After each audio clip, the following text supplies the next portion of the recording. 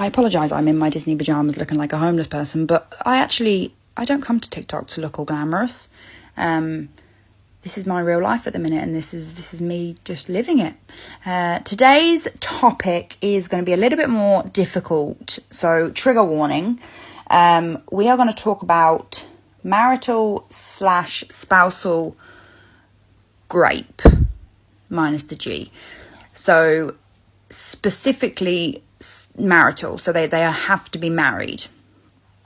So what this is basically is the law, depending on the country, as to whether it is or isn't legal to grape your wife. Just let that sink in for a second, yeah? Yeah. So 6% of Irish women have experienced sexual violence at the hands of a partner, but Ireland actually made it illegal to grape your spouse in 1990, and they were one of the first actually in the kind of more modern countries. The UK did it the following year, so they were 1991.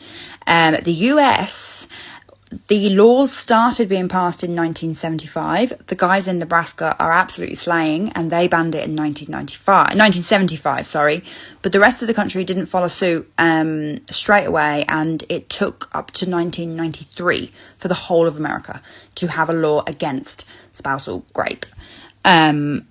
Australia, similar. New South Wales did it in 81. Good on you, New South Wales. But the rest of the country didn't follow suit until 1995. But still, look, they've passed the laws now. It is now illegal in those places to grape your spouse. Countries where it is still legal, there's a lot of them, but I'm just going to name a few. So you've got the Bahamas, you've got China, India, the Maldives, and United Arab Emirates. So Dubai court, however, recently did their first instance where they sentenced a policeman to 6 months in jail for graping his fiancée. And his defence was, the policeman's defence was, well, I felt like we were married. I considered us to be married at the time that it happened.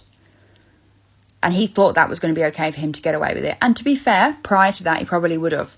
However, the Dubai court gave him 6 months in prison. 6 months is not enough for that, but look, they were moving forward. So I think the Bahamas and the Maldives shocked me, because that's where we go for our honeymoons and to celebrate our marriages with our partners and the rest of our lives. And the women in that country, those countries, are still experiencing this very legal thing. And I know that there's women living in the illegal countries that are still experiencing it. You know, the UK, Ireland, US, Australia, it's still happening. But at least there's laws in place to try and help them. We all know the justice system is shite, but the laws are there.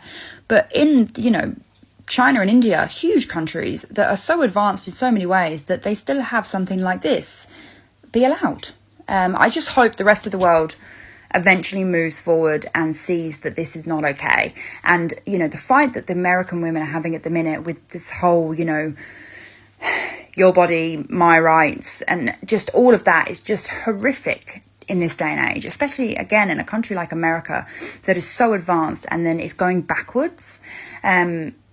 It's scary. And I think that people need to seriously start realising that, no, this is my body, this is my right, and just because you put a ring on my finger does not mean you can do this to me.